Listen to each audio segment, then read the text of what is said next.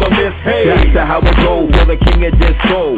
Always on the go, rain, hail, sleet, snow. The professional, very bilingual. Blow shit out the frame, aim at the stat quo. Till the ground with a whole R-U-S. The best, never less, confess. Never blow my finesse unless the style of test molest. 50 shots to the chest can take a toll on the chest. The quest or the grail is stale for the nails of the Christ contrite. Put the mighty in might. Albert Pike, he turned over in his grave. To see the more rise from the ashes of a slave. Behave Neanderthals back to the cave and wave. To the holes and drove while I resolve like the hay. My style is made like the Easter egg. Me and the Empress getting paid to be renegades. Ducateers, and Chris, you ain't never heard it sound like this. Yeah, that's hot. The bust this. We the type to bust a shot and never miss. Hey, Ducateers, and Chris, you ain't never heard it sound like this. Yeah, that's hot. The bust this. We the type to bust a shot and never miss. Hey, open up your mind's eye, let's see why. Empress and Ducateers ride so fly. Always high with a vibe that's so live. I'm the queen, bring the limousine, oh my. Switch ways all the way to best side. Do or die, never that. Always by the spirit gap. Where you at? Where my cat? Keep my money coming back. Represent the triple black. Womb stay intact. Matter of fact, here's a fact. Number one record black. You be whack. I stay legit. Teach the kids to know they shit. Where they come from, godson, be the one son. What you gonna do when the time comes, son? Don't run, son. Shit. Stay legit, keep it on the square. Never have no fear. Never have no fear, yeah. Ducateers, and Chris, you ain't never heard it sound like this. Yeah, that's hot. The bust this. We the type to bust a shot and never miss. Hey, Ducateers, and Chris, you ain't never heard it sound like this. Yeah, that's hot. The bust this. We the type to bust a shot and never miss. Hey, I be a star. I be a set. We have come to resurrect what you forget. Back in Connect, I was the spirit of sex met. I was Heru, when together we reflect. Yeah, sun and moon, moon and stars, Venus, Mars, here we are. We the type of full space travel far, shining bright through the night with the stars like Ducateers, and Chris, you ain't never heard it sound like this. Yeah, that's hot. The bust this. We the type to bust a shot and never miss. Hey.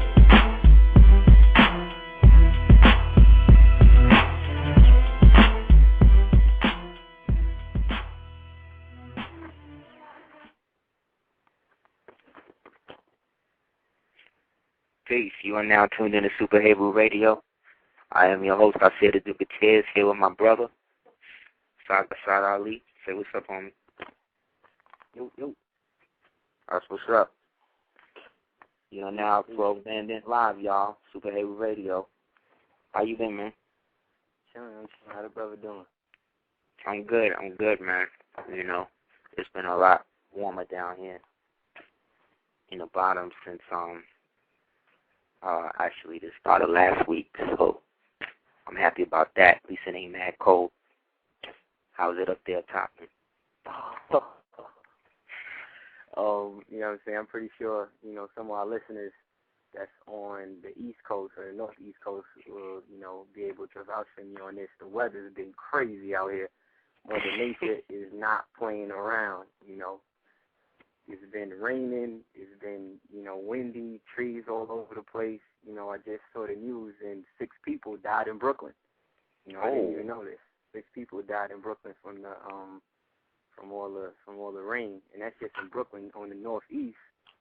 9 people died in total, between Friday and today. From rain? Yeah, from the rain and the wind. Between the flooding and then also the winds, trees falling on people's houses, trees falling on people, falling on people's cars, causing accidents. See, it's a wrap. It's a wrap. Well, you know what all of that's about, man.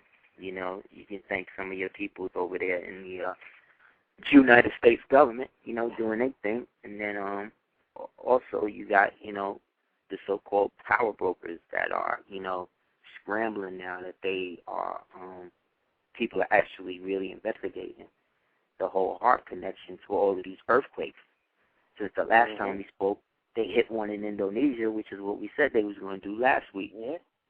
You know what I'm saying? You know what I mean? And if you notice, all of these quakes, starting all the way back from the one last year, from the tsunami, everything go down between 6 and 9. There's nothing, 6 and 8. There's nothing, there's nothing more than that, and there's nothing less than that right now. So everything that they're doing in terms of the scales is hitting between the 5th and the 8th octave. You know what I'm saying, in terms of how they translate their so-called weather manipulation. But then again, on another tip, a lot of that, too, is based on what we built upon last week, which is what we were talking about, which is the South Atlantic anomaly. That thing, coincidentally, if you was to type it up or Google it, you'll see that the area in which the South Atlantic anomaly has been expanding is in the same exact area as the Chilean earthquake, the Venezuela earthquake. Basically, Haiti caught the tailwind of that. So essentially, just to reiterate what we talked about too, they have no means of registering how much cosmic radiation is seeping in through this thing, But what they do know is that the so-called International Space Station passes through it every 1.5 days. So it takes them 22 minutes to pass through it, right? So according to the NASA people, they say when they pass through it, the only reason why that the people up there are still alive from the bombardment of all that radiation is the fact that when they're passing through it, they're only going through it for about 22 minutes. So after that, whatever the body has been bombarded with, the body can then compensate and regenerate itself after they're gone, because it's not, they haven't basically stayed in long enough for any, adverse negative effects to happen. However, most of the people on that space station, they talking about is corpuscoids, so, they're not talking about how it affects, this cosmic radiation is affecting melanin per se. Mm-hmm. You know what I'm saying? Wasn't you telling me some other shit was going on with that? Or was someone else you was telling me? Well, I'm saying, outside of that, of course, with the rain, just to put it in perspective, New England is flooded right now. Maine, Massachusetts, New Hampshire, they got over 8 inches of rain. They got people, where their whole front and backyards is flooded. Like I saw some pictures, and the people like Katrina. Search it. Exactly. Freaking rain over the top of people's trucks and all that. You know what I'm saying? So, but this is hitting white folks. Yeah. There's a lot of as quiet as it's kept, outside of the people in the South, that we think of as far as like, warning, the so-called white man warning, racial separation. The rest of them is up there in New England, in case the people don't know. That's right. In these places, they get it in. They drive around with shotguns on the top of their trucks like, yo, we don't want no niggas in our neighborhood. We don't want no niggas talking to our women, none of that. Yeah. And look what they got. I bet you ain't saying that when you see them niggas not getting washed out like the rest of them is, you know what I'm saying? Yeah. But again, this is the duplicitousness of redneckology. Mm-hmm. You know what I'm saying? Because the other thing about that too is the fact that nothing has been done about Katrina. Nope. We've had another We Are the World redux, from the Haiti thing, but now that's out of the news. You don't even hear about the Haiti thing no more. Did you hear about the young We Are the World that they recently did? Yeah, I heard another one for Haiti. Another joint. Yeah, with Drake and Kanan and all these people. They did another one, but this is the young version. This is the one with the rappers on it. Yeah, I mean rappers, singers, rock and roll people and all this, but this is like the younger version now. You had the one with Kanye and Weezy and all of that, and that was the A-lister, so this is the B-list. Yeah, exactly. This the B-list underling version. But they did another one. They remixed it again. Exactly, they remixed it again. They hollered at Puff Puff told him how to get the code right, and they remixed it again, you know. On top of the fact that the homie Wyclef is involved in another scandal now, as we said, you know what I'm saying, he'll be a patsy since they were saying he was stealing money from Yele Haiti. Now it's coming out that he gave one of his mistresses, who was head of the foundation, over $150,000 from the foundation. Yeah, you're right about that, brother. I did the knowledge to that. And allegedly it's the mistress that allegedly is his publicist who's on it like that. But essentially what's really going on with that, too, is that what he don't realize is that he's the scapegoat for this thing now. All of the negativity that they've been building up, all of the other stuff they've been building up, he's the fall guy for that now. Because Bono ain't going down. Nah. Brad Pitt ain't going down. Matt Damon ain't going down. Nah. You know what I mean? That's not happening. So Wyclef, I mean, come on, you know. And then people probably think he deserves it anyway from helping Lauryn Hill go crazy. So, you know, ain't nobody have no sympathy for this dude. Yeah. And the dude that directed the not to cut your wisdom, but just knowing to the fact of what's going down, you know, just speaking of Wyclef and just seeing, you know, you speaking on Lauryn Hill, which is true. You know, I got a chance to see her at what they call it down here in Brooklyn. It's the Open Air Festival over here in Brooklyn, and you know, this was a couple of years ago, and you know, it hurt my heart to see her. You know what I'm saying? Just in the condition she was in. But the brother that directed the Ready or Not video, isn't he involved in some controversy now where they saying he fathered children with his daughters? And they about to lock him up? This is what I'm saying. This is what I heard, yo. I heard that too, you know. And at the same time, you know, this goes back to his alleged involvement with, you know, some shady characters that came up in the music, that was in the music biz, like in the early late 90s and shit, you know. And, you know, if anybody wants to know, we talking about specifically, I did a tape called Currency and Metaphysical Hip Hop, and we went in on this.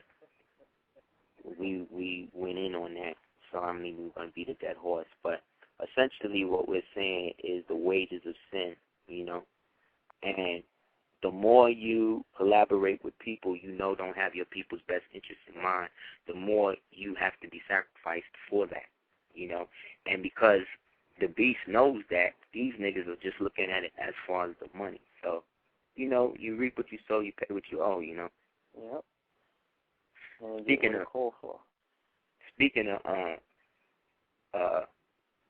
getting what you owe, they had this thing going down in BK, the commencement ceremony for the destruction of Atlantic Avenue section, or you know, going all the way up almost Eastern Parkway.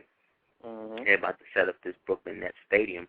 I don't know why the Nets always suck. You know what I mean? They what you think they're going to miraculously get good because they come to Brooklyn? Yeah. Come on. Whatever.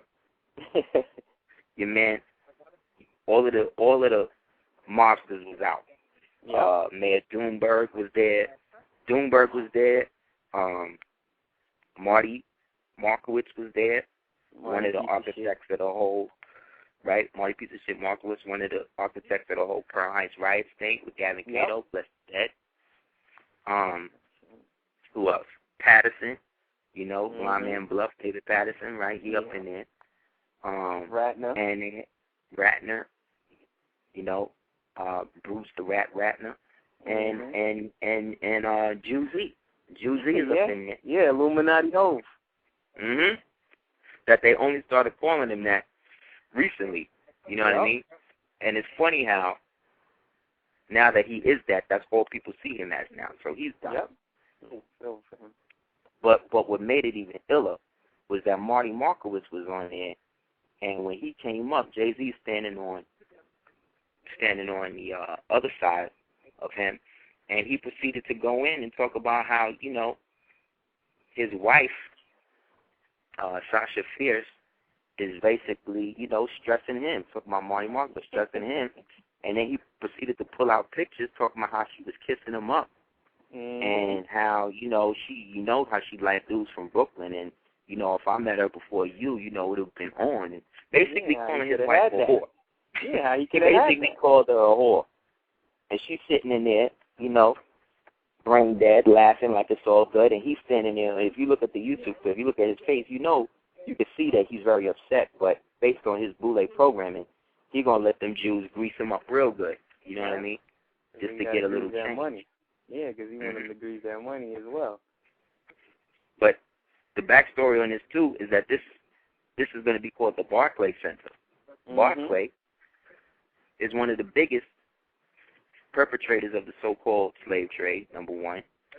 The slave trade that came, you know, post-1800s, as well as the fact that they are now being charged for human rights and genocide crimes, of which in the suit, Nas and Jay-Z are named both in rap name and their real name as part of the whole suit as being charged for these crimes against humanity, because they was Barclay and them in Africa was selling this water over there that was, you know, making people have deformities, you know what I'm saying, and abnormalities in their genetic structure, you know what I'm saying, to the point where one of the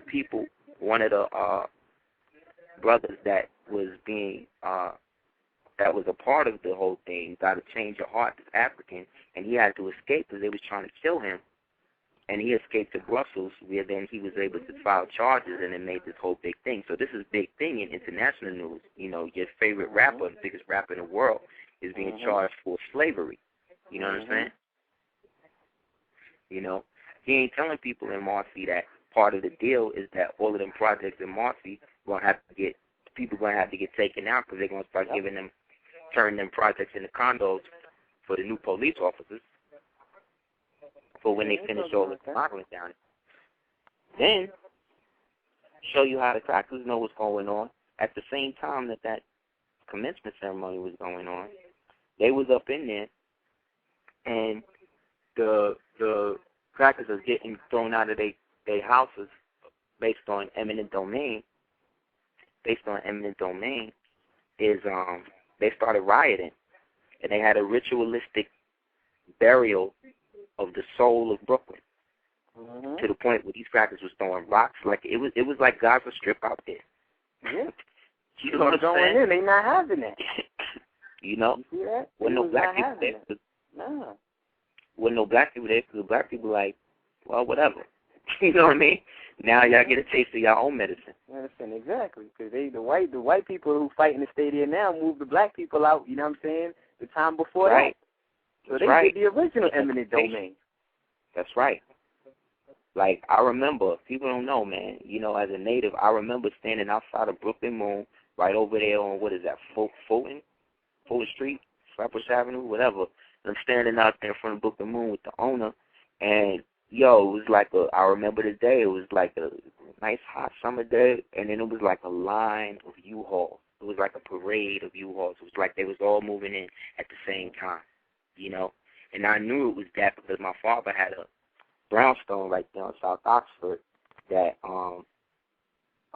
he was trying to get, but the real estate people was blocking things out.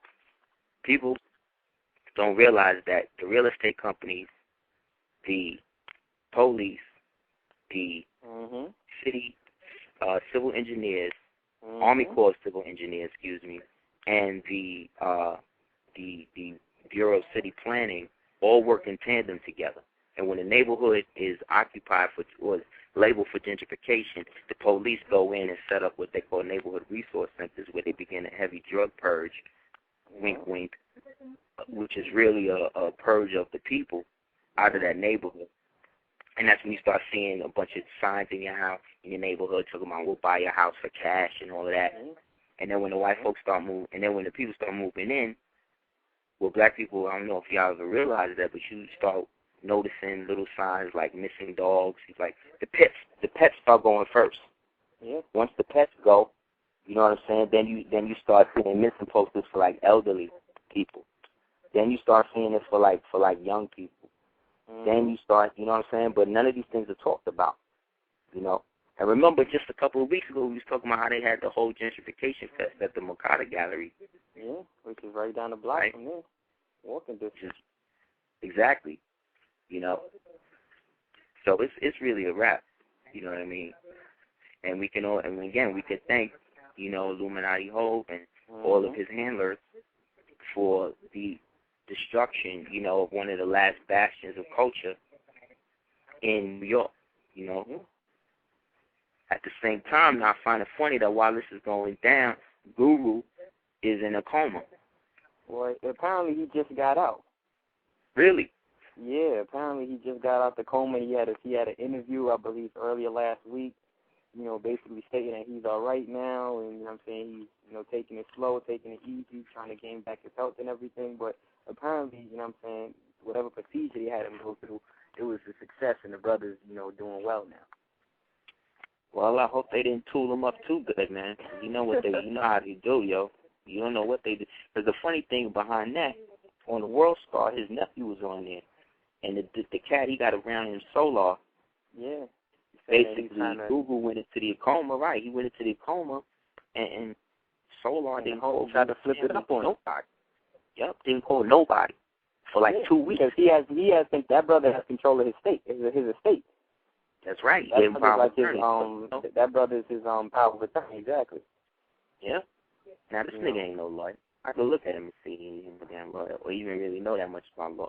But the fact he know enough to get in with Guru like that, and the whole split. I think the whole split with them, with the whole split of Gangstar, especially being the feud between him and the homie Primo. You know what I'm saying? It kind of shifted. Both of them. Really, but it really, you seen the change up with the homie Guru, because now that same brother Solar is him and Guru. They have a record label together. They put out multiple albums together, all produced by Solar and everything. So it was a very interesting. It was a very it was a very interesting case, just because I've seen a couple interviews with the brothers. I didn't know that's what the situation was, but you don't really know what's going down until you truly see it in your face. Now the brother gets sick, and the brother Guru's family's talking about they can't even get to him. They ain't allowed to go in the room. They ain't allowed to see him because his brother got power of attorney. He's like, nah, get them out of here. Same shit they did to Curtis Mayfield. Same shit they did to whatchamacallit.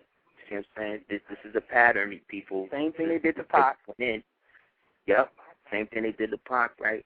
Same thing they did to Otis Redding. Same shit they did to David Ruffin. You know what I'm saying? People, same thing they did to Donny Hathaway. You know what I'm saying? People really need to do the knowledge, man. They're killing your celebrities. They're killing your icons, man. It's not cool. James Brown body missing. Yep. James Brown body missing. Daughter called the police, said she wanted to get another autopsy. Niggas came, got the body, called her the next day, said we misplaced it, don't know where it's at. Okay, this is what's going on, people. It's not cool, man. I'm like, this is James Brown we talking about. At a time, again, where now they have the body of the godfather of soul and hip-hop, because we all started with James Brown. So whatever rituals and things they're trying to do to him now, get that. Y'all need to go to Yale, check the tomb. You know what I'm saying? Get Geronimo's skull out there while you at it. Get Harry Tubman's skull out of there while you at it. Get Malcolm X's phallus out of there while you at it. And all These people the keep trophies trophies. that they got up in there. That's right. You don't know how many people they got up in there. And that's just the place they telling people about. I ain't even gonna get into all of the other spots these niggas is hot and stuff, but the point is, the same rituals is being played out, and the same people is doing it, and our people, well, not our people, but so-called black people, the black elite, talented tenth, you know what I mean? Same people, if right now, if you in LA, and you want to get a prescription from Conrad Murray, you can still get one because he's still practicing doctorship or whatever you call it. You know what I'm saying? Just like the Donda West doctor. He's still practicing. He's still hacking women up. But the sadder thing is that people are allowing it and still going to these people. That's the real sad part about it. Do you know that out of the over 200 people Ted Bundy killed, when they locked him up, he received at least 200 fan mail letters a day from women pledging their love for him, proposing marriage to him? You know what I'm saying? That's him. So imagine what Manson gets. Exactly. Imagine what Dahmer get. Dahmer's still alive. See, again, Paul Mooney said, you know, they'll keep the crazy white men alive because they want to study them. You know, they want to keep that thing going, but let it be a black man. To this day, there's no such thing as a black serial killer, even with all of these precious, inspired ritual killings that's going on. Yep. We don't do stuff like that. Going in. Come on, man. Nowhere near that. Come on, man. You know, and this is not to say that there aren't degenerate, melanated people out there who are born from lower instances, or lower frequencies, and are using the melanin to hide their specific malefic intent. However, that is not precedent for the norm. You know what I'm saying?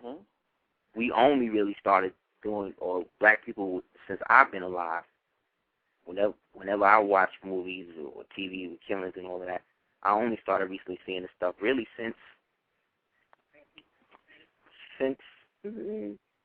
like your man Barry started getting up in there, man, right around the Jennifer Hudson type stuff. Remember when they popped that off? Yep. You know? Which is like, right around the you ain't hearing about that no more. Nah. You know what I'm saying? Like, what happened to that? That was like a 3-day thing. You know what I'm saying? They had it in the paper. Her sister, whose son just was killed, you know what I'm saying? She partying on the job. Yeah, putting shit on my face. Yeah, putting up pictures at the club on my... Come on, man. This bitch said, now I could be the pretty one. And that, see, if I was in the police, that to me is motive. Yeah, exactly. That's what motive is. So you got one, but you ain't checking into it. Okay. You know? However, again, man, and they're locking black celebrities, all celebrities up left and right now. I don't know if people are noticing the trend in this thing now. You know, now they wanted, at one time in the 80s, 90s, everybody's aspiring to get money, and everybody is really wanting to do that because they see that the elite and these people in those so-called positions are doing all this crazy shit, but they ain't paying for nothing. You know, they ain't being punished for nothing. Iran-Contra, Watergate, Whitewater, all the stuff these people do. You know, the WMDs, all of that stuff. So they do that with impunity, you know, and the celebrities were seen as a extension of that, thereby untouchable. But then, like, right around when they started messing with Pac, is when it was like a rash. It just became a heavy thing about celebrities getting locked up. And then to the point where they start making TV shows about it now.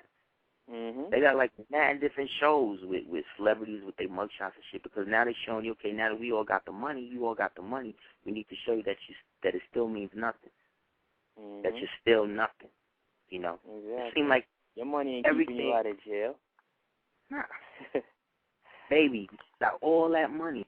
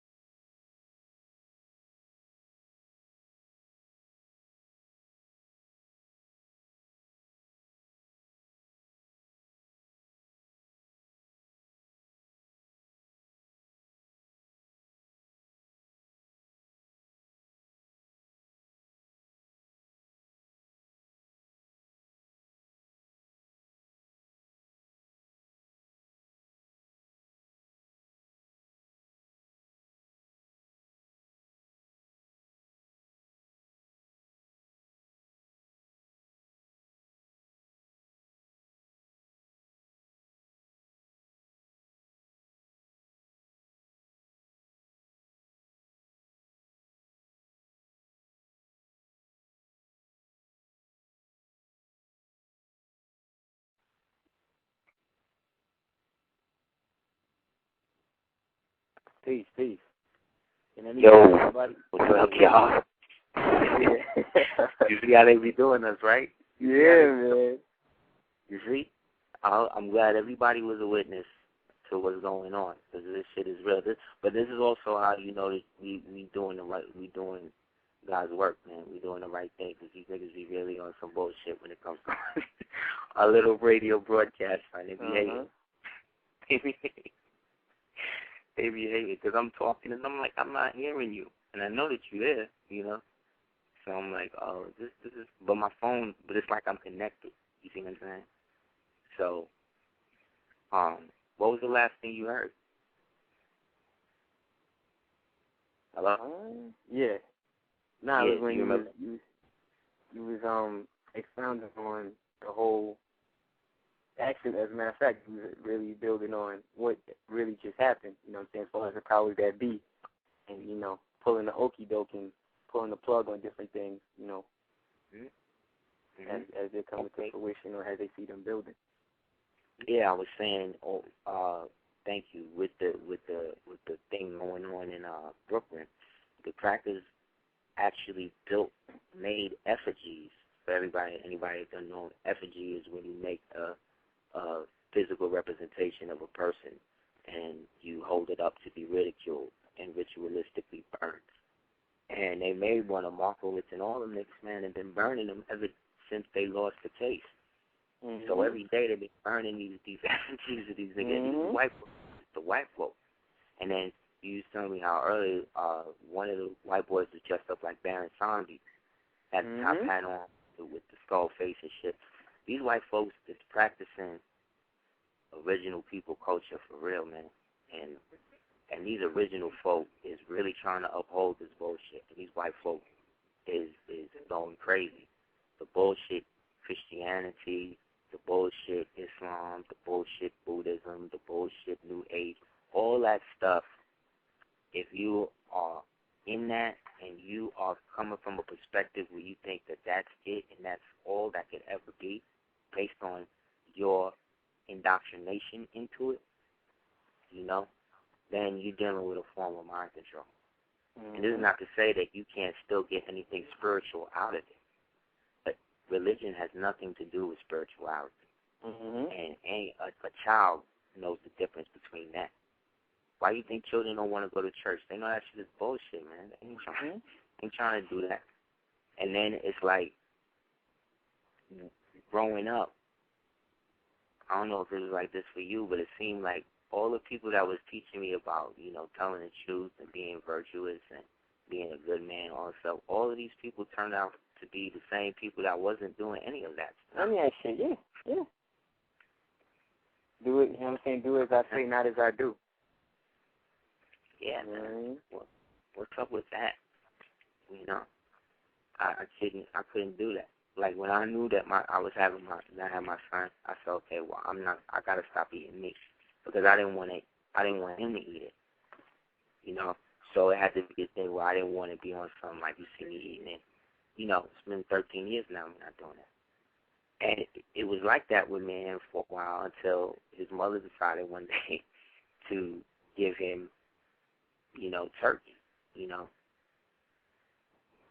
After not feeding for him for 3 years. So I'm like, wow, how all of a sudden? But then again, these are all, but the problem is not even necessarily the act of giving him the meat. It's the act of doing something that you know is contrary to what you started out with, you know.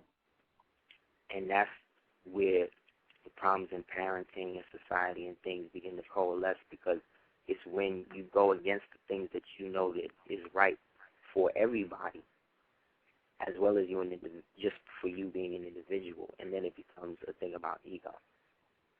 And that's what's going on now, you know, seeing it with what's happening to the point where, you know,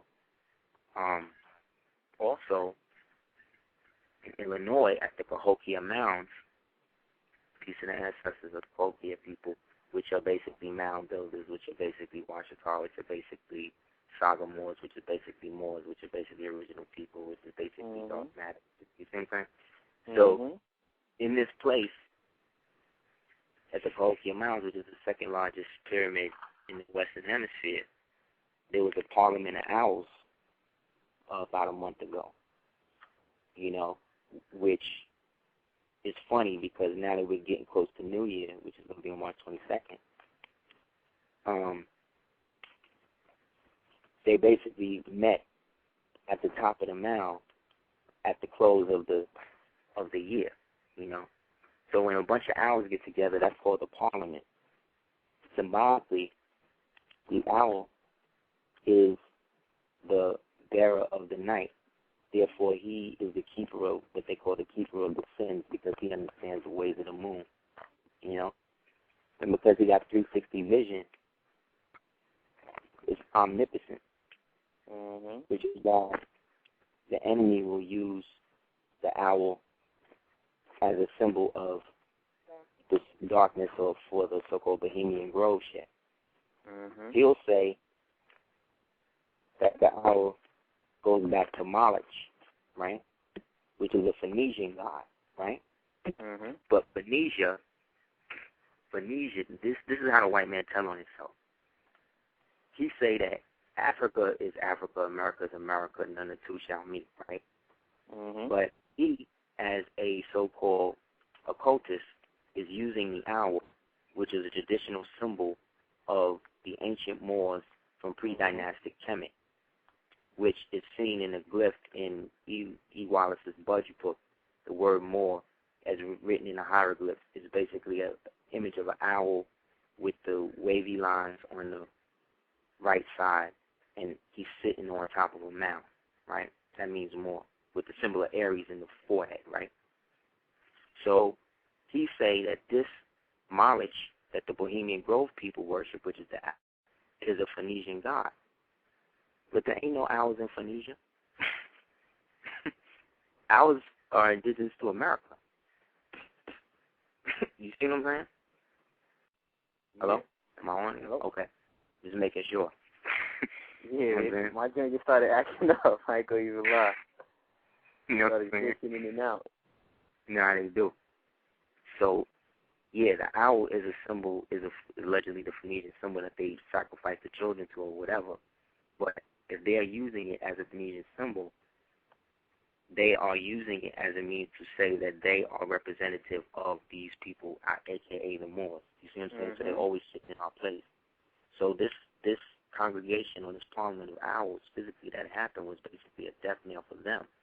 Because we know that the owl is, again, a symbol of the ancientness of this part of the world. You know what I'm saying? Because, again, if the Phoenicians got it, that means that they got it when they traveled over here. You see what I'm saying? And then brought it back to places like Elam, brought it back to places like Greece, brought it back to places like that, which is why in the Greek myth you get the image of the mechanical owl and shit that used to fly around with Perseus and all of that. So, again, this parliament went down. Then they had another parliament, they had a murder of crows at Rikers the day before they got Wayne in there. They said it was hundreds of crows around the motherfucking prison. Now, when you get a bunch of crows together, that's called a murder of crows. So you get a parliament of owls in Illinois, Chicago, right? You get a murder of crows in New York, right? Which is also funny because he used the crow in that She's on Fire video. You know, when he plays the soul of the devil or whatever. So you get the murder of crows, the parliament of owls, and then you got the killer whales. You got the whales flipping on the dude, the girl, the trainer. And it turns out that same whale whipped somebody's ass a year before. You know? So he wasn't having that for a minute. Yeah, so he been really against these white people for a minute. Then over 10,000 fish, dead fish, you know, washed up down here in the bottom in Florida and stuff. And with no explanation, allegedly, wink, wink, what happened to them. You know, at the same time, you have 20-foot squids. You know, people could Google this and research this stuff. 20-foot squids is putting holes in cruise ships, destroying the cruise industry. They're not talking about. So what they had to start doing was start building like world ships, like ships the sizes of like bigger than space shuttles almost. You know, like worlds on them, you know.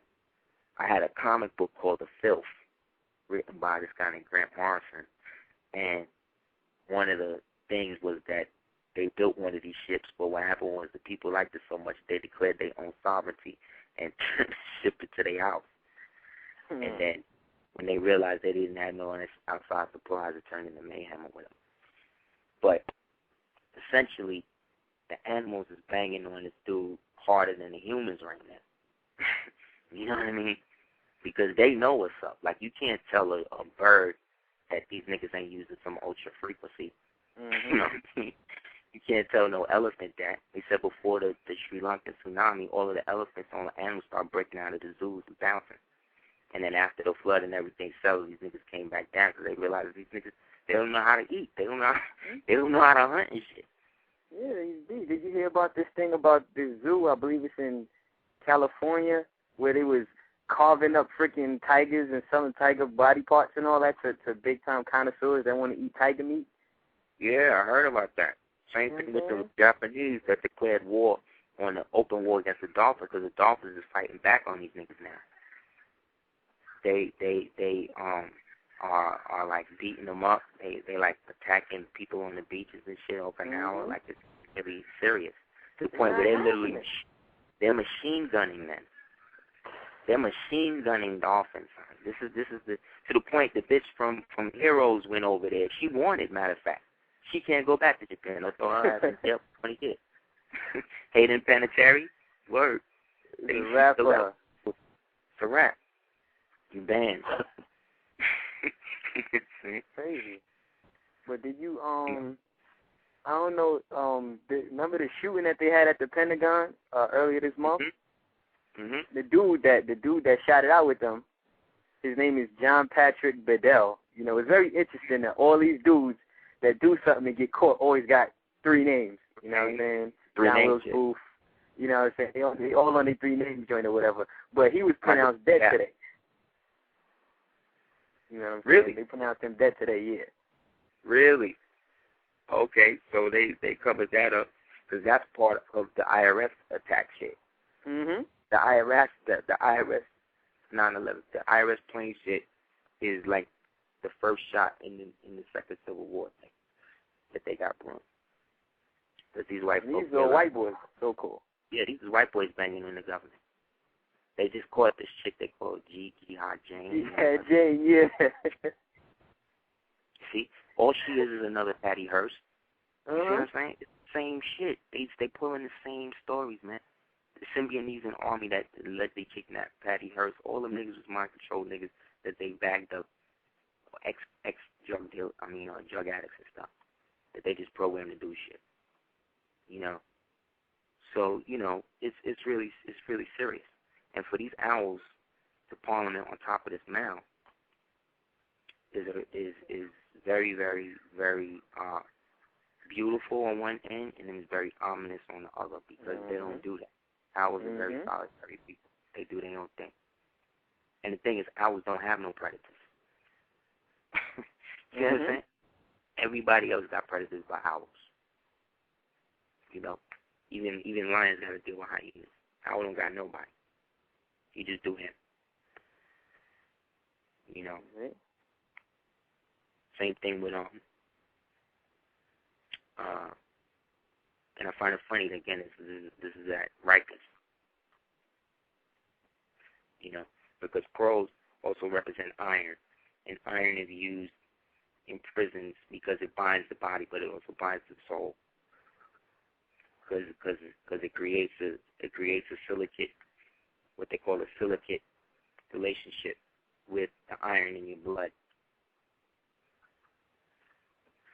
That then keeps the spirit inhibited, which is why people say prison breaks your spirit, because that's what they're doing. So let's pray for Guru and hope that he's still in his right mind. You know what I'm saying? You're back with Primo, man. Word. You know what I mean? Y'all niggas work that shit out, man, because I just watched this whole special today on Genesis, and Genesis with Phil Collins and them, and these white boys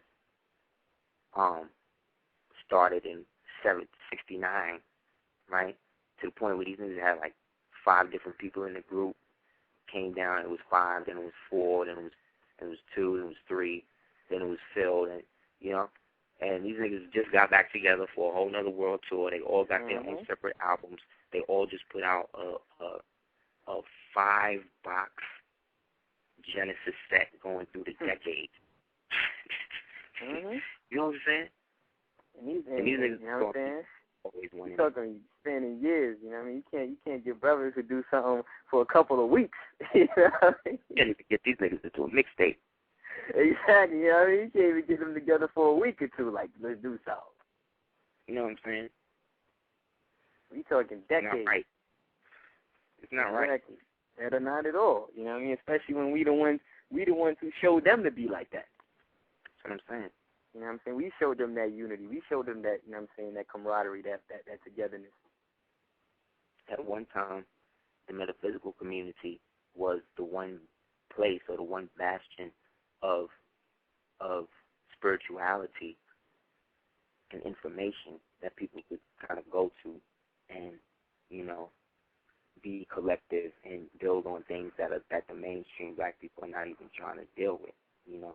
But now that it's become so fractured, and again, all of this happened within the past year since the man been in there. So since you got a black president, you don't have no money, you know what I'm saying? You don't have no unity, you know what I mean? Things are actually worse, you know what I'm saying? But whatever. So now that it's all fractured and everybody's in their own zone, everybody's, you know, what their own individual ideology is, that camaraderie now has been splintered. So now, of course, you can have people like Ray Hagan or whoever else's agents, you know, spreading disinformation and pillaging the people and stuff. Because now there's no checks and balances anymore. You know? I'm just glad we never had nothing to do with that. Very true, indeed. You know what I'm saying? None of that. Did you hear about this dude that just got caught up? Apparently, they're deeming him the first person to get caught in the whole money laundering scheme after the bailout. You hear about this dude from out here in New York, from the Park Avenue Bank. Another Wall Street investment banker, right? Another Obama contributor, right? But check this out. Do you know what the name of the organization? I don't know if this has been publicized. This is my first time ever hearing about this. But the actual name of the organization that the government created, you know what I'm saying, the straw that the government created, is called the Trouble Asset. It's called TARP. It's called TARP. The Trouble Asset Relief Program. Oh my God. See what I'm saying? These people just telling you. You see what I'm saying? And then TARP backwards is part, right? So they're telling you, man. They're telling you this shit is a scam. They print money, yo. The same people we talking about print money every day. They could print as much money as they want to bail it out. They just got to put it in a computer, but they're not going to do that. And the people are not going to force them to, because the people have no will. I was just watching this shit on Glenn Beck, yo. They pulling they back and forth game shit, but people don't know they've been killing newscasters. Like Tim Russell was murdered. You know what I'm saying? What's his name? Peter Jennings, and he was murdered. Like these niggas went against it because people don't realize there's a thing called yellow journalism that's been practiced for the last 65 years. Technically, it was supposed to be 50, but they got a 15-year grace period in which, in the beginning of the so-called plan, they went to the news people and basically said, we'll pay you X amount of money if you keep a lid on what we're doing for the next 40 years, well, 50 years, and then give us like a 15-year grace period after that, and then you can start printing what you want. But if you want to print true shit that would seem sensational and hurt what we're doing secretly, you can put that in a tabloid, you see? So the tabloid became the rag that they put all the crazy real shit in, but then the regular media became the propaganda engine. So they've all been down with that. You can see the movie Network to see how it works. So because it's all together now, all people can really do, like for instance, Comcast now is trying to buy WB, Universal, which means that if they merge, there is no free speech anymore. There is no public access anything anymore because they own everything.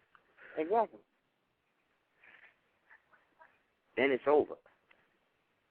You see, the only problem is you can't really shut the internet down because it was never off. Mm-hmm. It was always on. Mm-hmm. You see what I'm saying?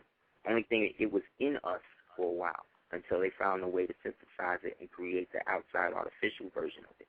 But again, we was talking last week, but these niggas talking about there's some shit was like a gig a second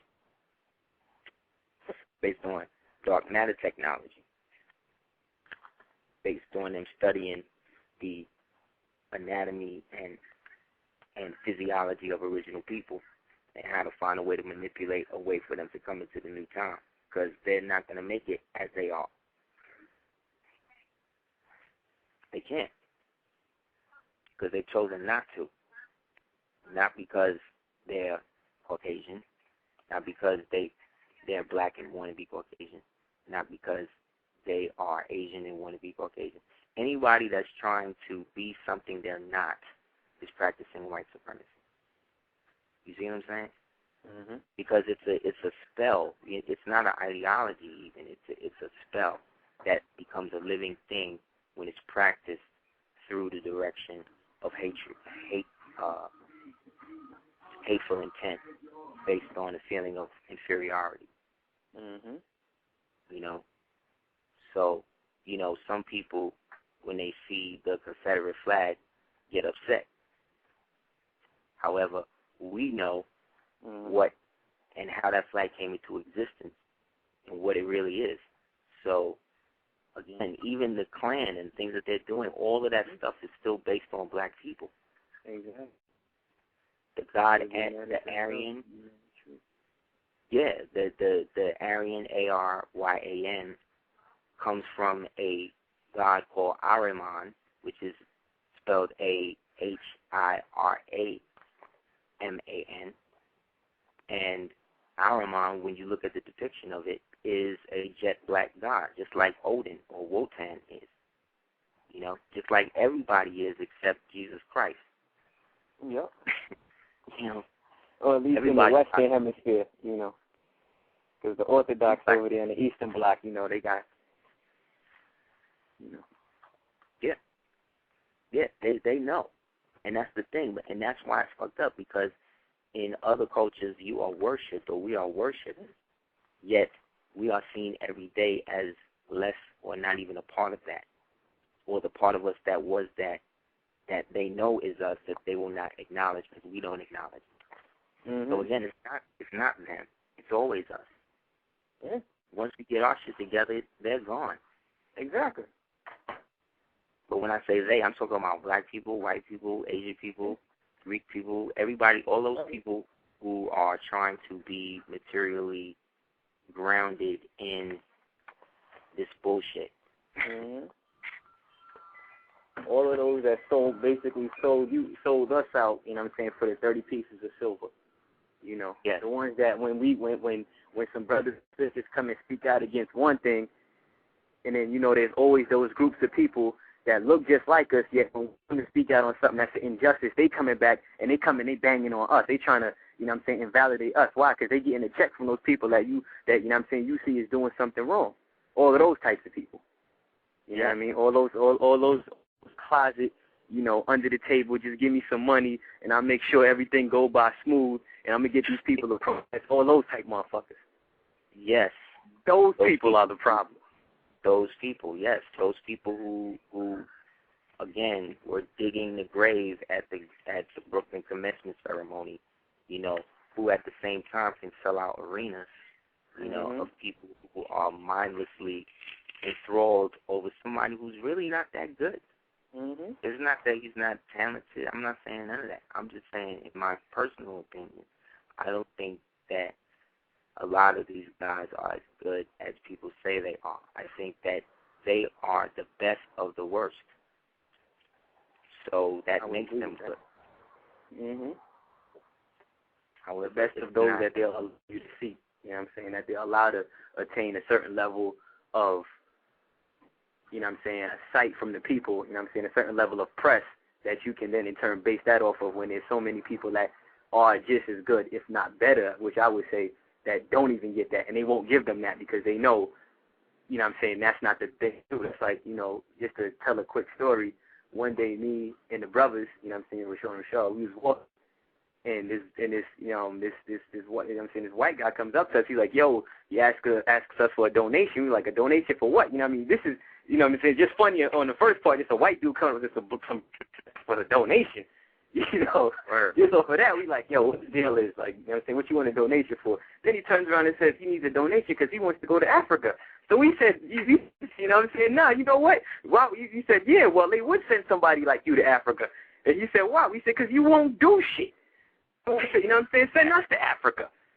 And he's like, yeah, okay, put your names and your information on this paper. Yeah, right. So see, well, I got to give you my name and my information. Why can't you just give me the money to go and just hit know them that I go? Hit them with with the taxi driver joint. What's your number? 555-555-555. You know what I mean? Yo, which is one of the most classic in the movies of all time. Taxi driver, yo, that shit had everything in it. Harvey Keitel's a pimp, Jodie Foster's a hoe. Turned out Moonchild Rituals, all that is in it. But that's the funniest thing, man. People don't really see that. Well, people know that's not true, man. I know everybody sees it that I see it, and I'm not special. You know what I'm saying? I'm not to the point where I think that I can't learn anything. Because to me, when you get to that point, or you get to the point nobody can tell you nothing, then it's like, oh, okay. See, like, I feel nobody could tell me nothing about what I know. You see what I'm saying? Because I know what I know. And you can't tell me what I know. But that's it. And I'm not trying to extend that jurisdiction to anybody that don't want to do the knowledge to it like that. But if you got something to add on to, then add on to it. But what I find is that we are in a climate in which, you know, we have a so-called president that was groomed in on through intelligence people. So he has an intelligence mentality in what he does. Yet there have been presidents who never even knew how to read. Mm-hmm. You know what I'm saying? Mm-hmm. You know what I mean? You have presidents who never could hold the pen to sign anything. So who signed all that shit? Mm-hmm. You know what I'm saying? FDR. You know what I mean? Who ruled for 12 years? Who the minute that nigga was not even hot in the ground, they changed that to everything else, the same way they did to our pension. Yep. You know what I'm saying? Because it's the same thing going on. Nothing is changing because we have not chosen to change it. We have chosen to play and use the word. Yeah. But true change is melanin activation, and most of us don't even want to have melanin. Tiger Woods. You know what I'm saying? Gabrielle Bouvet. Yeah, people you know what I mean? And I'm just using these people. Just a funny thing about that. Did you check out that interview with Stacey Dash? Yes, I did. Where she said that she boned all the white boys that she married. She boned all of them on the first date, and she ain't see nobody if you know what I'm saying, their sexual game ain't up to par.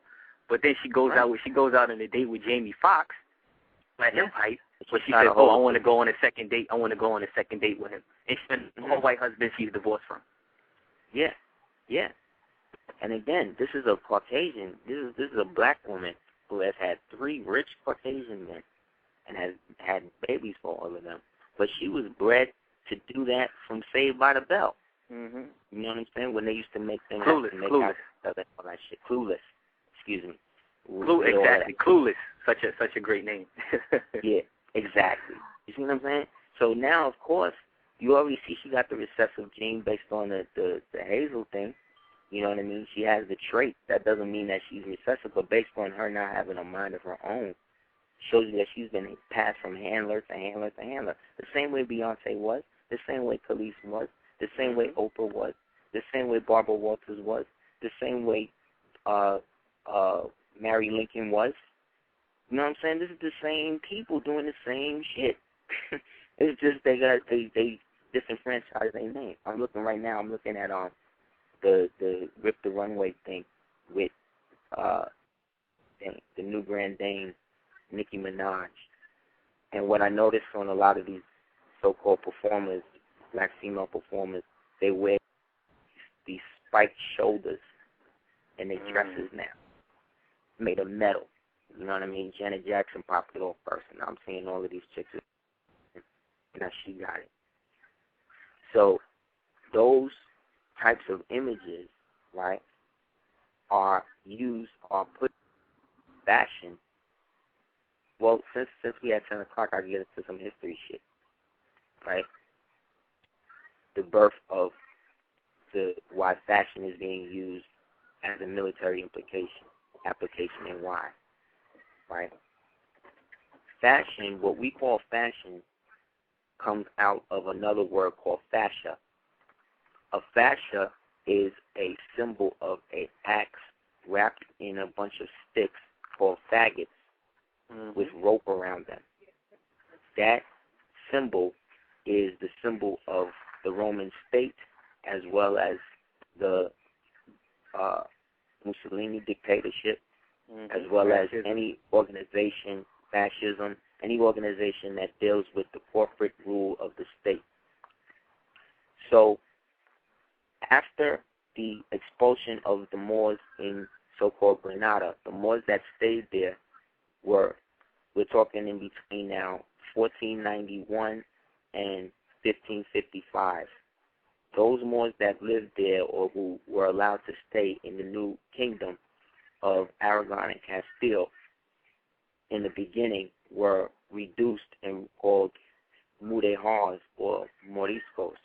These moriscos or little Moors were then forced to deal in Christianity, which is why they created Shrinerdom.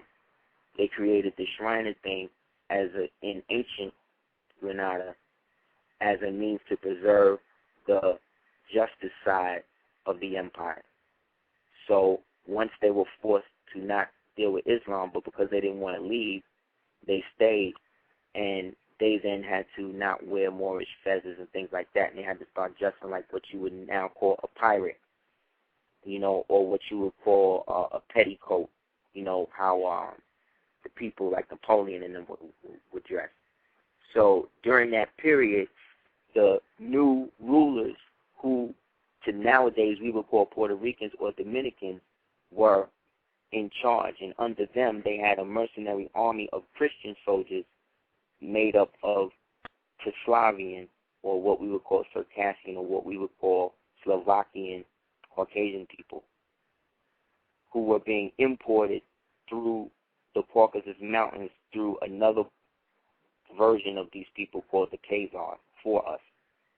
Anyway, these guys didn't really know how to run shit, so what they did was they let us basically be the administrators for them, which is why in movies you always see the dark man or the dark woman as the servant around these white people, because the white people were now sitting in their thrones and they would have to teach them how to do it. So they had to act like, a lot of them, especially the nobles, had to act like the instructors for these white folk. Or and I say that these are white folk, but I mean in complexion, these are like light-skinned black people or Puerto Rican people, what we call Spanish. But in the mind state, the mind state of what was going to be implanted into the slaves was being brewed in the minds of these people. So they essentially created a society in which they started incorporating Moorish architecture, Moorish works into their culture, because that was their culture, because they grew up for the past 1,000 years under the rule of these people. So they were them. But again, I'm showing you the mindset, how crazy it is for you to try to be something you're not.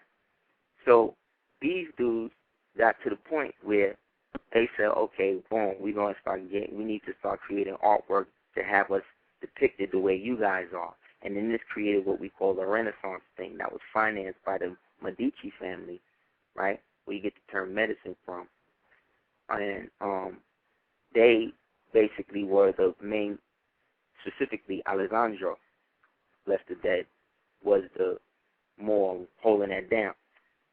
So because they had so much power, they couldn't be broke. So what he did was he financed what we call the humanities, which was the building and the creating of all of this art, and we showed them how to do it. Specifically, there was a Moor named Juan de Pareja. He was a Dey, and he showed this guy named Juan Velasquez how to paint. But history gives Velasquez the credit for it, and they say that Juan de Pareja was the slave, okay? But he wasn't. When you look at pictures of him, you see he looked like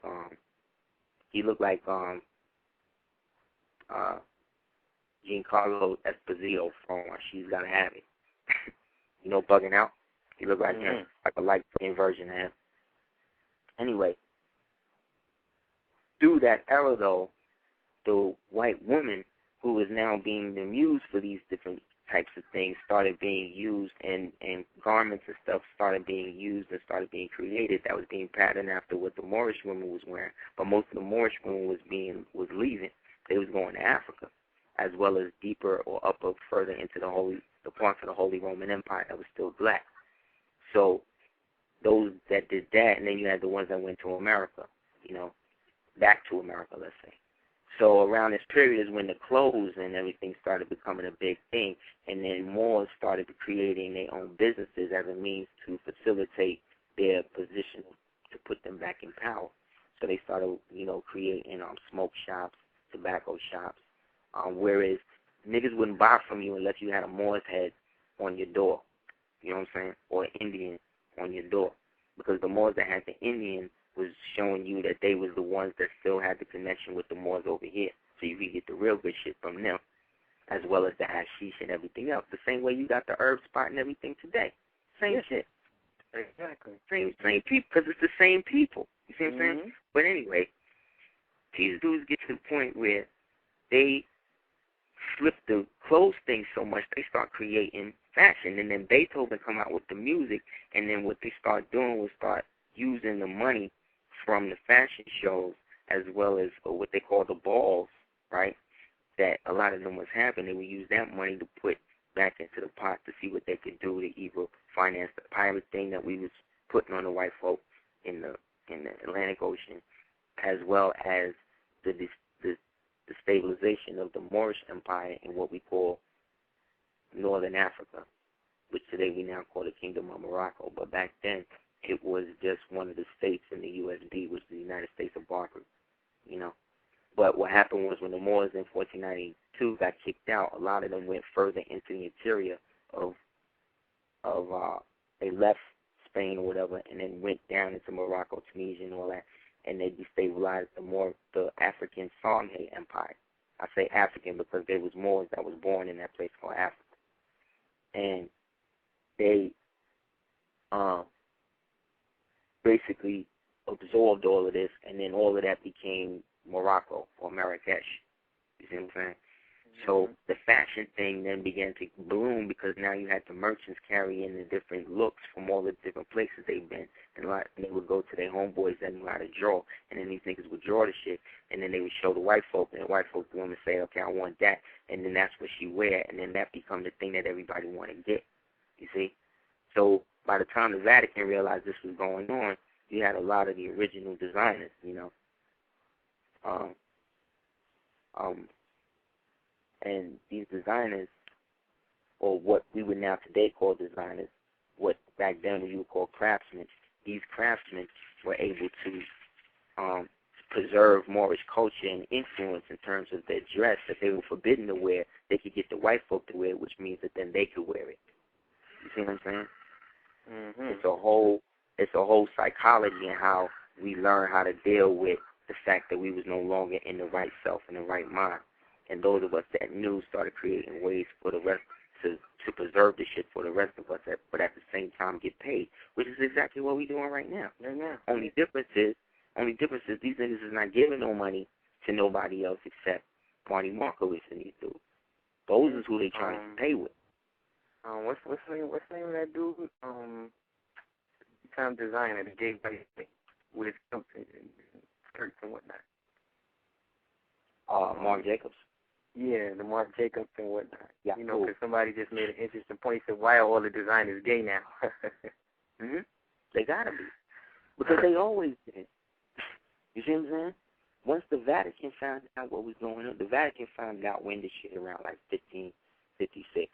And then what they started doing was they started forcing the Moriscos. They started putting more confinement on them, where they was like, you gotta just leave your house door open, so that any time the police should be able to walk through and make sure you ain't got no crescent or no altar or no shit like that.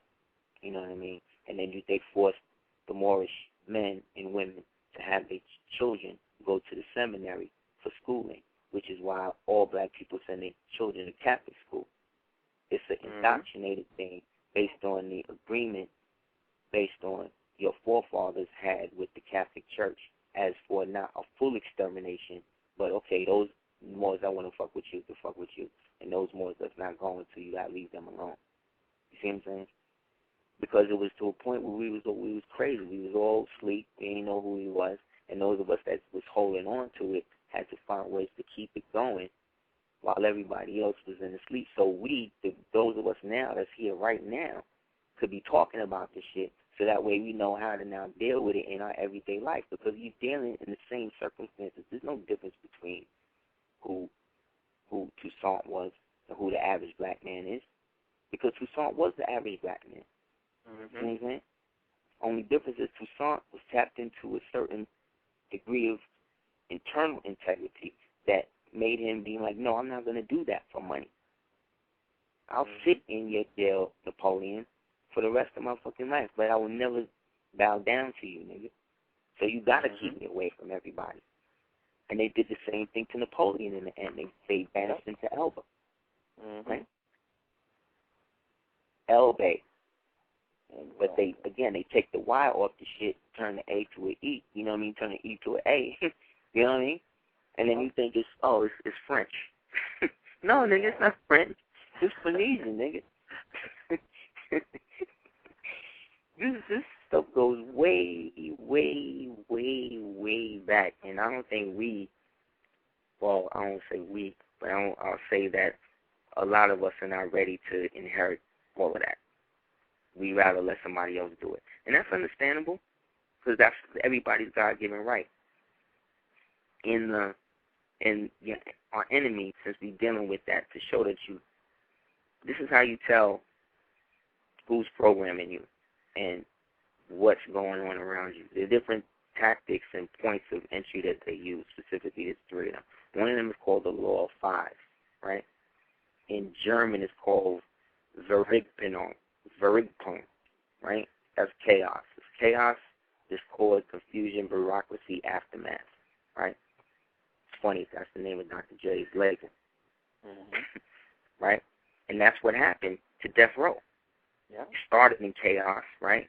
There was discord between him and whoever was internal, right? Then it was confusion. Then it was bureaucracy. The white man came in, where the white woman now owned it. And then it went to aftermath with Dr. Dre.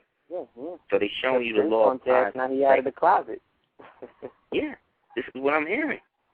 They're saying this nigga's on some, I'm bi shit. No, nigga, you're gay. Yeah. That's what the homie Pac said. You're a guy. And it's not being forced on you. So, no, you're gay. And that's cool. But just, be real. Say, you down with that. Then there's the 3 points of entry. That's usually heredity, prior knowledge, wealth, and power. So they know who you are based on the birth certificate. So that's the heredity thing. They can look into you through that. Once you become of notoriety, that's when they begin to match up bloodlines and things like that. When I say they, I mean the DMV, I mean Interpol, I mean, what's the other one?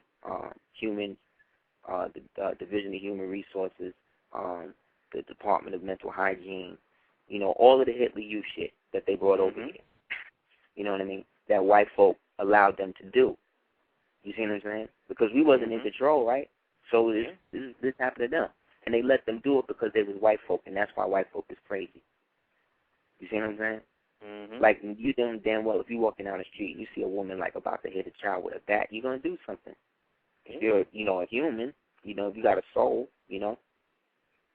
So that's the 3 points of entry. Then there's the 5 steps to the light.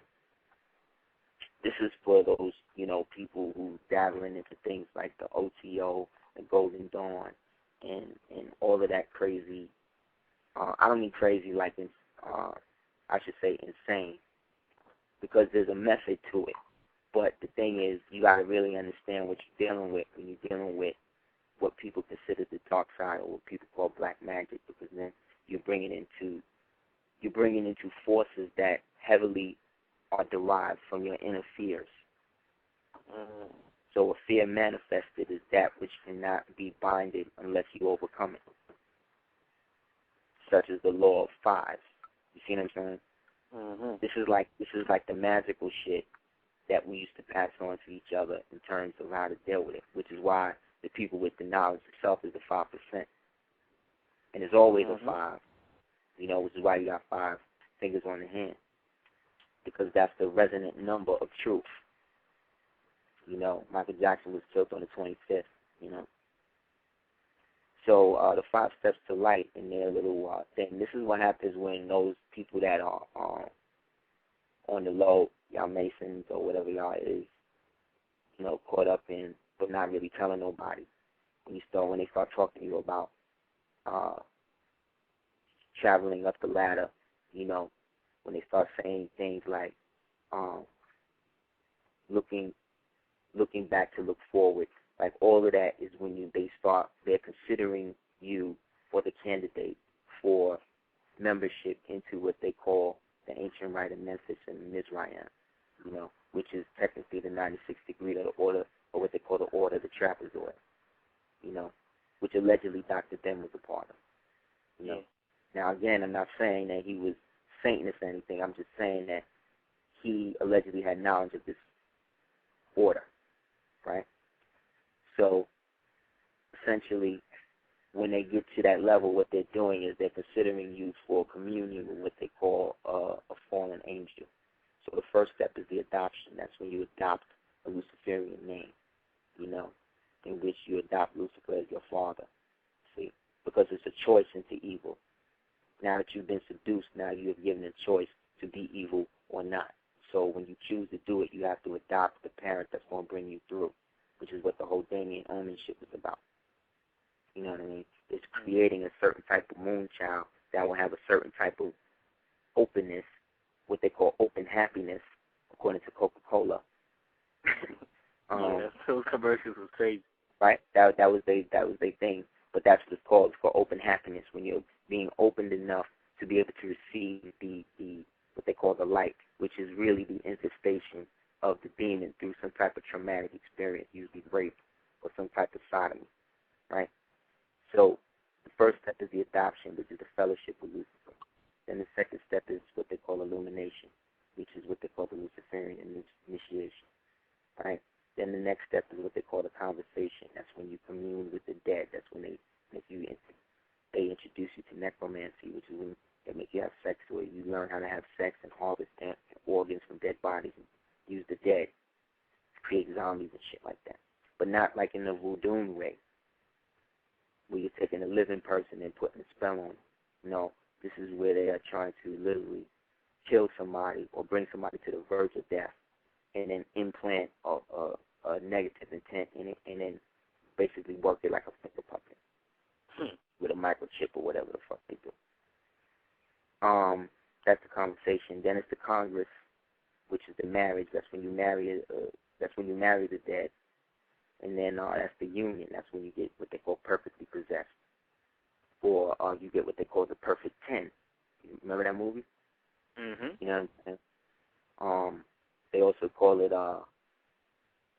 perfect getaway. They also call it the happy place.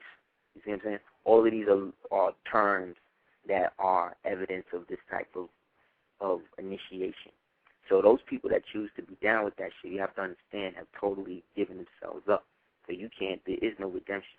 There is no, not physically, you know. So, you know, you got to watch out.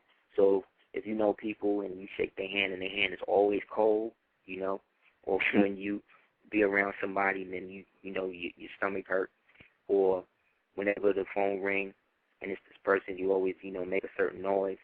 That person, is something about that person that has a malicious intent towards you.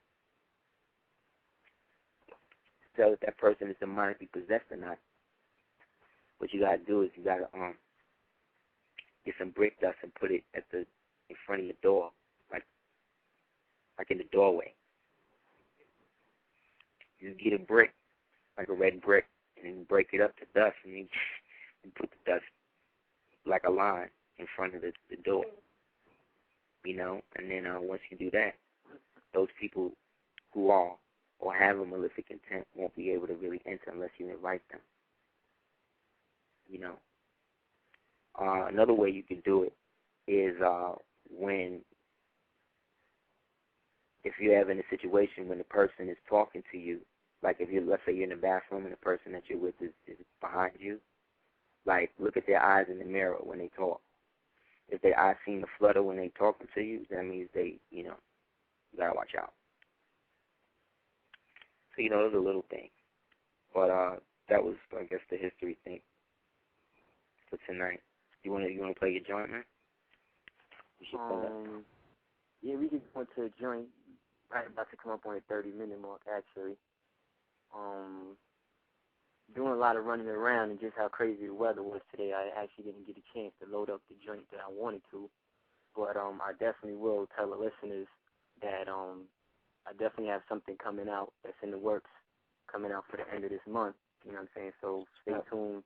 I definitely have, all the information for the people to log in and download and everything. I put in the chat room, or, all over have my email and everything. Probably, get a little bit more detail in that towards the end of the show. But just gearing up towards, the release or whatever, I play a joint, that we actually have loaded up on the site right now. Play something just, as a little transition, because we're going to open the phones, after this. So I'll go into the Trickle Up joint that we played last week, or actually a couple weeks back. So we'll go into that, and when we come back, we'll open up the phones. So all those who want to call in, the number's 347-637-1184. Just put your hand up, and we'll definitely, open the lines for you. Anybody interested to call, got something to say, something to add on, please do so. It's a free, open forum for, all of, the people are calling and express themselves, express their views, etc. So, with that, we're going to go into this joint, and when we come back, we're going to open the phone lines. So let's just get into this joint, and then we'll be back. Super Heru Radio. All right, peace. Heru Radio, peace. Backtrack, life is like a race, continue to run the lap. Hurdles could trip you up, watch out for the trap. Maintain your speed, running the relay cause there's no reps. No rewind, no replay. It could feel like 100-yard dash when you're chasing for the cash and your mind on the podium. But your eyes, you gotta open them, zoom in and focus them. Life is a place filled with people like auditoriums. Oxygen is vital, sorta like opium. Smoking on opium. Some people say Assad, yeah, we know him. Others talk about 30 scoping them. I'm sorry, there's no hope for them. I ain't come here to fall and be carried by many men. I came to get it in, late night like Letterman. Sent a letter to your editor, he told you let him in. I know that you know that I know. Life is a psycho, trickle up. Life is a psycho, trickle up. I know that you know that I know. Life is a psycho, trickle up. Life is a psycho, trickle up. Shall I focus to begin? Focus like Jackie running. Maybe a BB, I make this look easy. Marathon man maneuvering through traps like easy. Got tracks like trains of the veins of Charlie, Billy, Miles. I got that flow you would like, so please just stay a while. Crack a bottle or crack a smile, crack a Dutch. Yeah, I puff, but I don't really do that too much. I'm off in my own zone, spinning like a cyclone, so give me 5 feet, please. Whether they got blown, no time to postpone, or crack a wishbone, searching for the philosopher's stone and Sierra Leone. This lyrical triathlon keeps going on, like the Logos Surah in the Holy Quran. If you know the book, you know the chapter. When you see the opening, it comes right after. I know that you know that I know. Life is a cycle, trickle up. Life is a cycle, trickle up. I know that you know that I know. Life is a cycle, trickle up. Life is a cycle, trickle up. I'm straight like my sneaks off, working with parody. Got the record, welcome to my mental art gallery. My canvas, the beat, the brush is my mentality. The paint, my pain, soul, internal gadgetry. That's why sonically, you can hear my masterpiece. Gotta catch it before the van goes down the street. Pablo moves fast, bobbing to the beat. ASA Dogon, wanna know more? Check the promo, artwork and photos. I say it again, ASA Dogon, wanna know more? Check the promo, artwork and photos. You know. Yeah.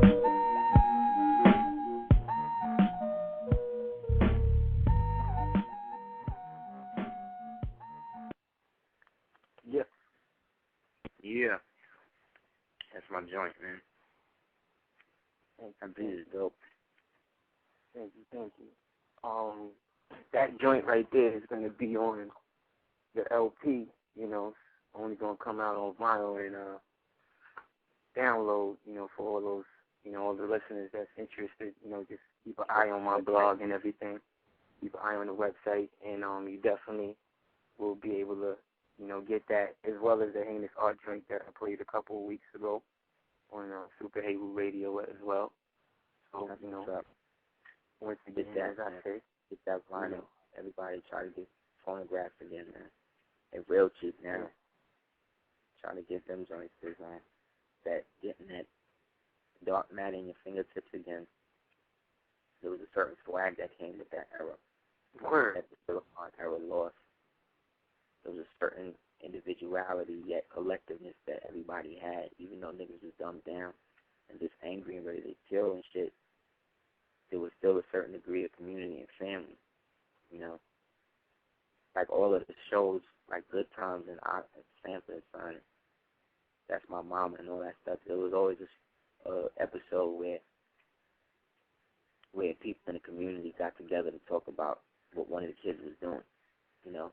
You don't have that on TV shows. Nah. Now on TV shows, it's, you know, some more other shit. Yeah. It was calling people notorious precious and all that. Yeah, yo, you know, I was burned, son. Yo, he went in on her. But she played herself, yo. She every time I see her, she's trying to have sex with a white man. Every interview I've seen her, she's talked about having sex with a white man. So, you know, it's really sad. And then based on that movie, all of the rash, oppressive type killings with all these black people being triggered and shit. Because when you look at all the killings, if you created a flow chart of them, let's say from the Jennifer Hudson killing to now, if you look at the flow chart and you compare all of the so-called suspects and you compare all of the ages of the people that are involved, you will find that a lot of them were around and involved in a lot of the same things in the communities that they were in, which means that they were individualized based upon a certain degree of inspection from somebody else. You see what I'm saying? Yet, we don't look for somebody else. We just deal with this crazy nigga who they not even talking about no more. You know? So, you know, we could do some calls. Yeah. 757, you're on Super Heru Radio. Peace.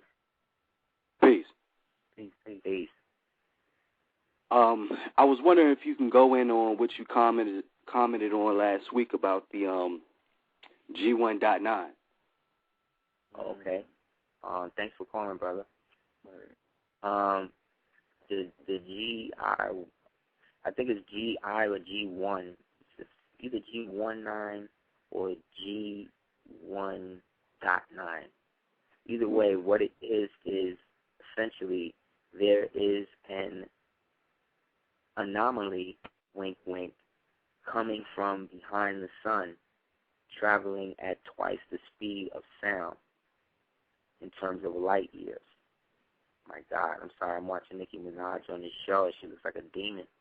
But anyway, they've got like fire all around. It's horrible, and they got all these naked people. But anyway, this thing allegedly has been traveling past or behind the sun's orbit, which means that it's coming from a denser, heavier magnetic field.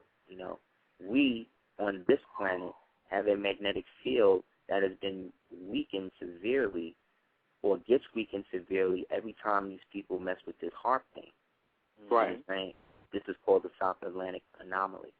Therefore, when this thing comes into a certain view, the magnetic density that it is emitting is going to be felt in this hole, basically, that no longer has a magnetic or magnetosphere strong enough to repel any cosmic radiation. So anybody that's living in that section, you ever see that movie, Starship Troopers? Anybody ever seen that movie? Nah, I didn't see that joint. There was this movie called Starship Troopers, and it's about this military, United States type military, and they're fighting these organisms that shoot asteroids. They're like bugs, and they shoot asteroids from different dimensions that destroy parts of the Earth. Anyway, the place that the first asteroid hit was the same place that, when you look in the movie, is the same place that the earthquake went down, is in Chile, which coincidentally is the same place that the South Atlantic anomaly encompasses. You understand what I'm saying? Right. So we're dealing with a outside dense magnetic force intruding on the so-called Van Allen belt, right, which, according to Van Allen, no creature above a certain consciousness can get out of. You see what I'm saying? But now there is an open space. You understand what I'm saying?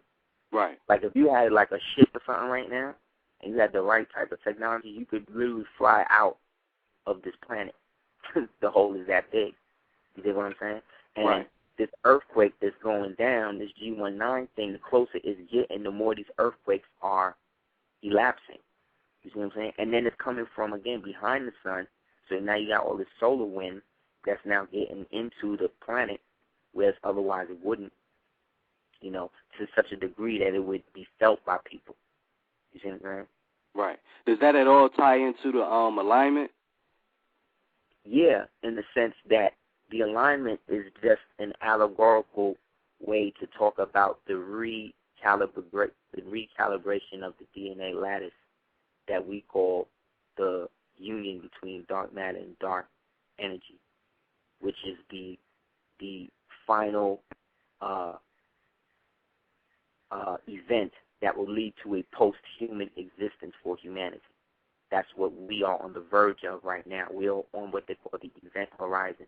So we are right at the point of what they also call no return as well.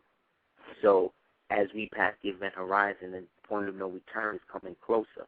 And that point of no return now is being physically qualified and quantified in the form of this G19 thing that's coming from behind the sun. You understand? Because everything that we literally living and feeling and spiritually understanding has to have a physical representation of in order to show and prove who and what we are.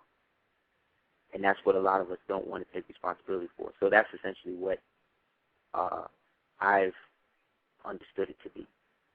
I appreciate it, man. Thank you, brother. Peace. Thank you for your call, brother. Peace. Just checking out, it is the G1.9. It looks just like, it looks just like the Firefox logo. We know that they know what's going on. It looks exactly like the Firefox logo. So, we're going to open up the lines. 708, you are on Super Heru Radio. Peace. Islam, PC, brothers. Brother Wise, Cobra L. Called in last week, man. Peace. How y'all doing, man? Peace, King. How you? Oh, I'm good, man. I had a question, and I also had something that I wanted to bring to you brother's attention. I was talking to Dr. Lin Bay earlier, and he was telling me, have you brothers ever heard of the Declaration of Indigenous Rights? Yes, I have. Well, it was brought, before the United Nations back in 2007, but you know, all the countries basically on the planet, just about except for the United States, accepted it. So right now, he passed me his petition that he wanted me to try to, you know what I'm saying, get everybody to sign, and it's a petition basically. We're trying to get like 10,000 signatures and, you know, bring it before the United Nations so that, you know, the United States can accept it and honor it, you know, accept our indigenous rights and our nationality, you know what I'm saying, no matter whatever tribe you represent or if you're Moor or not, you know what I'm saying. And I wanted to know, you know, like if I could email that to one of y'all brothers or post it on the site, like how would I do that? Yeah, you just email it to me, man. Okay, what's your email is on the site? Yeah, it's on the site. If you go to aseer.com. Okay. Heru Radio. Okay. And I had a question. I ran into this a couple weeks ago, but I was kind of studying some very interesting stuff, and there seems to be like something called the I-Mori. That's like 5 Tafel bloodlines, Breakspears, Farnese, Orsini. What is that whole demonstration dealing with? Do you brothers know about that? The I-Mari, you said? Yeah. I-M-A-R-I? Yeah, I guess that's how you would spell it. Yeah. Or M-O-R-I? The I-Mari I know about was what they call a collection of Moors that dealt with a certain science that weren't really trying to share that with too many other people. And a lot of other Moors began to hate on that. Moor in particular named Al-Mansur decided that these Moors that were down with the I-Mari were heretics because they weren't practicing Sunni Islam. But he really wasn't a Sunni Muslim. He wasn't a Muslim at all, actually. He was a straight African Igbo Moor. You know what I mean? But he was acting like that because he also used Christian slaves to take over Egypt. So he had white folk killing black people. Yeah, he was a Moor. And this is what I'm trying to say. Like, we as Moorish people, just like Moor and black are really, people say, to me, there's no such thing as an opposite. Right. So if I look at something as the opposite of me, I'm looking at that something as potentially something that can destroy me. Right. Based on the primal nature of Western society. You understand what I'm saying? Right. So most people do not have the ability to disassociate themselves from that perspective. So they follow these traits. So technically the thing with the Amari that I'm just talking about is still going on. Right, because they saying that these cats supposedly are actually the handlers, if you will, of the Jesuits. Which you know makes a lot of sense at the same time, because I know a lot of rich black Jesuits. You know what I'm saying? On the low, these niggas act like, you know, Colin Powell, all of these niggas, man. Wow. All of these niggas, Puffy, all of these niggas that's going. You see them in videos. They always in church. They always in a Catholic church. All of that is Jesuit shit. All of that is, these niggas wasn't born Catholic. They from Louisiana. Louisiana, we Baptist, niggas. What you in the throne? What you on the throne talking about you the beast for, nigga? What you talking about? Right. Oh, you the devil now? Why you want me to be scared of you, nigga? Like, why does he want you to fear them so much? Because these niggas is not really like that. What Shakespeare said, me doth think thou dost protest too much. You know what I'm saying? So, you know, thanks for your calls, brother. Right, thank you, brother. Peace. Yeah, so email that to me. Yeah. Peace. Email it, brother. Funny enough, you know, 720, you're rocking with Super Heru Radio. Peace. Peace. How y'all brothers doing? Peace. I'm doing good, brother. What's up, man?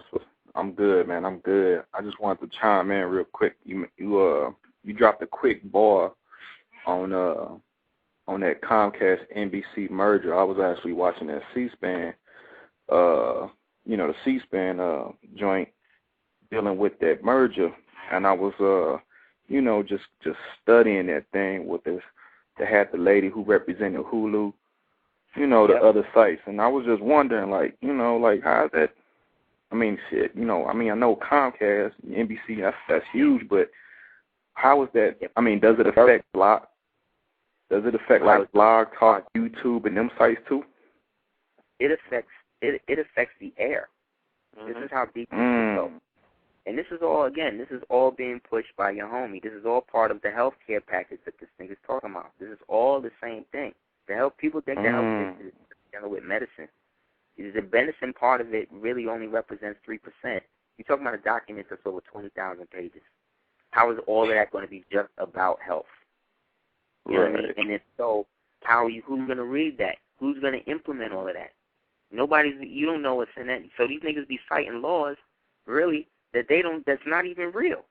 Because technically, they ain't no way you reading that shit. It's 20,000 pages. But anyway, the healthcare thing, essentially, with the Comcast thing, Comcast, Universal, Warner Brothers. What that is the heads of the three kingdoms.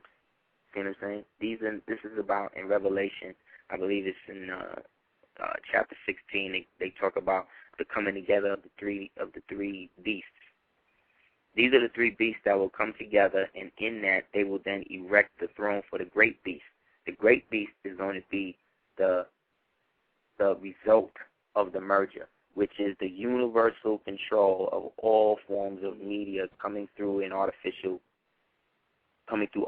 technology that can then be upgraded into biotechnology, which is cellular implantation. They already have people getting ass caulked in their ass injected.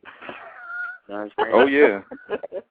These are people volunteering. You have people volunteering for experimental medicine where they get, whereas people don't realize that since, according to Gloria, and again, this is all based on feminism now, Gloria Steinem was the one who advocated for the breast, for science to come up with find a way to bridge the whole bad implant thing.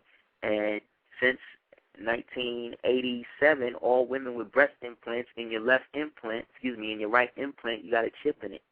There's a microchip in your breast implant. A lot of times when you walk through the gate at the airport, don't always think, and it keeps going off, but you don't got no metal on. What you think that is? That's a chip, nigga. You chipped up. So again, people have already accepted it. In the gene. That's why they want to have a census now. You see what I'm saying? They need a census now because they need to tabulate how many of us is human and how many of us aren't. You know what I'm saying? Even still believe in it. That's deep, man. That's deep. Work and send it in. That's right. So thank you for the call, brother. Peace. Peace, King. Just to veggie back on that, the homie in his whole healthcare plan, he wants to put something in there when you get locked up, they take your DNA instead of taking your fingerprint. The story. But there's no specific way that they have to do it, so they can do it however they want. You know what I'm saying? This nigga is sick, yo. You don't even know. These black people don't even know who and what this nigga is. But he gonna show him. He gonna show him. And that's why it's good that you've seen that everybody loves the good face of him. Because the good face is the one that everybody is gonna and maybe in some point in time people will begin to find the value in that time frame of when he became president. Because it wasn't about him, but he was a catalyst in the physical sense. So the magic of the time is what he represents. And because based on the society that we live in, the society has not changed. It's only gotten more complacent, more apathetic, more depressed. We got we got some more calls in the queue. What up? Whoa, a lot of calls today. 340. You're on Super A Radio. Peace. Peace. Can you hear me? Yeah. Peace. I can hear you, brother. All right, great, man. Thanks. I'm calling from the Virgin Islands. I love you guys' show, man. All right, that's what's up, brother. Virgin Islands. I like that. I had a question, but that brother before kind of just piggybacked on what I was going to talk about, which was the microchip, and it goes into that healthcare thing that Obama's pushing. Mm-hmm. Do you know more about that? I know in China they're making it. I understand that they're making it mandatory in China right now. Is that true? Well, yeah. The only thing with China, though, China is going to be the model for how they want the world, right? So so China really is just a laboratory. It's not really a country anymore. It's more like a laboratory that they're testing all of these different psychological programs on the populace. But because the actual land is fighting the Chinese now in terms of the desert encroaching on the city and shit, they don't really have a mean. And because they've killed, 75% of their feminine population, they're mostly homosexuals, so these niggas are driven to have this militaristic view. But the only thing the Chinese have still is the money. So the healthcare thing is just a means for them to see how it plays in China, just in case China is able to take over the United States in terms of that scenario. But the healthcare in terms of the United States itself, it's really just another means of control and finding and trying to fix something that's not broke. Instead of doing what people want, which is getting jobs and everything, he is forcing people to think about something else, which is causing, again, discord, right, which we talked about in the Law of Five, right, which then leads to the bureaucracy, the destruction of bureaucracy, and then the aftermath. So the aftermath of all of this is going to be insurrection.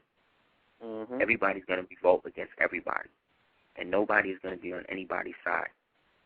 So again, healthcare-wise, because you're in the spirit, brother, no matter where you at, no matter what's going on, you're going to know what to do, And so long as we have a vehicle to keep building like this, we're going to all figure it out together. So thank you, brother. Word. I appreciate that. And one last thing on a note of being proactive, what can a brother like myself do? I mean, I'm the awakening stage of realizing who I am and what we're, our purpose is as far as the original people. Email me. What you do, email me directly. Email me through the website, and then I'll holler back at you. Word. All right, man. I appreciate that. Appreciate it, man. I like Thank you, brother. Thank you for your call. Peace. King. Peace. 347. Peace, King Simon. Radio. What's up? Peace. Peace. What's King Simon. What's up, fam? What's up? What's going on? Yo, aseer, it's your lecture on May the 1st in New York is so timely. Let me tell you something. I was at Franklin Avenue train station. Something told me to go in there and go purchase the Scientific America magazine. Now this demon tried to direct me to the hip hop section. I said, I don't want no hip hop. I don't want no hip hop magazine, son. And on the front of Scientific America says brain's dark energy. Mysterious brain activity holds. It said it's a Scientific America for this month, March 2010. Thank you, brother, for the validation. Yo, I really appreciate them. I'm going to show you the love. But inside the magazine, you wouldn't believe that they have something else called The Dark Side of the Black Holes. Dark matter could explain the early universe's giant black hole. Wow. It's going in on different segments on everything that we're about to do May 1st in New York. Of course, I know you already did it. See? They're preparing the people, man. They're preparing the people, son. They preparing. They are prepared, brother. They know. They know, brother, we doing it. And I thank you so much for calling and letting me know. That's the front of the magazine. It's the front of the magazine. It's the front of the magazine, I said, in the front page. Get it. So we're going to do what we got to do and make it happen. Like, just keep on doing what you do, brother. Keep on working, all right? Thank you for the support, brother. All right, peace. Peace. See? Yeah, once again, 313 Super Heru Radio. Peace. What's up, brother Ali? Peace, brother Ali. Peace, brother. Okay, brother Ali. How you doing? I'm good, King. How are you? Okay, Duke, how you doing, brother? I called last week, and I heard when you say that Cracker, he trying to escape from all this destruction he about ready to get, and where's he gonna go? And it's the big on Mars, a black woman. That's all I want you to say. Can you say the last part again? I didn't hear the last part. You broke up. The face on Mars is of a black woman. Yeah. Yes. Okay. Thank you for the call and the question, brother. Yeah. What it is, they are trying to find a physical place for them to incorporate themselves to, on a physical level. So on one level, the material plane, they're looking for a place where they can go to and take their people to and conquer and live, do whatever. That's on the physical. On the spiritual level, they're trying, just in case that don't work, they are trying to turn themselves into black males, a.k.a. dark energy, and reincarnate themselves through the black woman as a light-skinned Obama-type black man with their mind state in demonic possession, or their potential for that in this black host now, which is why they look at so-called mulatto or so-called mixed people on both sides. They're ridiculed on both sides because both sides are trying to turn them into something that they're not. No matter what you are, if you got melanin in you, you black. You are more. You're dark. You're dark in matter. You're dark energy. Yet we do not and have not been able to qualify and understand that that is the part of us that is the celestial part of us that allows us to be spiritual and tap into everything. So the more we focus on the beautiful and the love part of ourselves, the more we're able to access that, and the more the melanin is able to magnetically attract that which is to us. But because we haven't, we have literally, or the world has literally opened up to the point where anything is going to be able to fly into the earth in a minute. You know?